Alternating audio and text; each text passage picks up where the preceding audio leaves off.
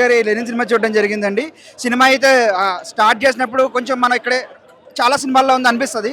But ఆ cinema goes on excellent. Hats off to director and writers అండి. వాళ్ళు పెట్టుకున్న characters they paid of very well.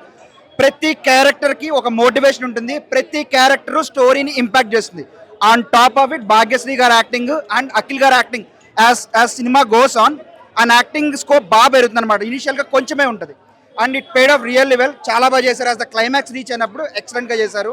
And cinema initial నుంచి take off అవుతుంది graph అలా పెరుగుతూనే ఉంటుంది. వెరీ సోల్ సాటిస్ఫైయింగ్ మూవీ అండి. నా లిలిన్ మూవీ మాత్రం సినిమా చూసిన మాత్రం ఇచ్చి పడేసిలో.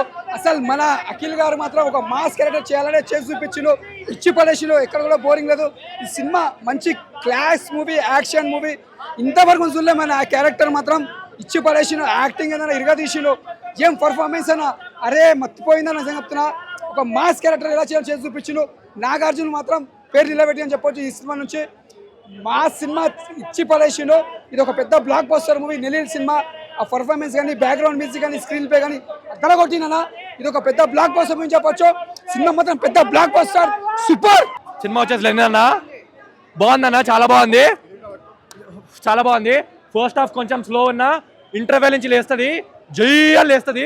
సెకండ్ హాఫ్ సీట్లు ఎవరు కూర్చోడు. సీట్ బుక్ చేసేమే కానీ సీట్లో కంటే సెకండ్ హాఫ్ లో నించొని ఎక్కువ చూసాను నేను. అసలు కింద తమన్ మ్యూజిక్ సీట్ దద్దరిల్లి పోతుంది. మామూలుగా ట్విస్ట్లు అసలు ఎట్లా ట్విస్ట్లు అంటే ఎంత పెద్ద జేమ్స్ కెమెరాన్ అయినా ట్విస్టులు గెస్ట్ చేయలేడు. ట్విస్ట్ మే ట్విస్ట్. అయ్యగారి కెరియర్ బెస్ట్ పర్ఫార్మెన్స్. 10 ఏళ్ళేంటి అన్న ఇట్లాంటి సినిమా కోసం 20 ఏళ్ళన్నా వెయిట్ చేయొచ్చు. కొట్టాడు, జెండా పాతేశాడు. అయ్యగారు అనుకున్నా కూడా ఇంకో సినిమా ఇట్లా తీయలేడు. నాగార్జున కూడా తీయలేడు. మామూలుగా లేదు, సినిమా అదిరిపోయింది. అయ్యగారిది కెరియర్ బెస్ట్ పర్ఫార్మెన్స్ మామూలుగా లేదు. ఈ సినిమాలో అయ్యగారు కాకుండా వేరే హీరోని ఊహించుకోలేము.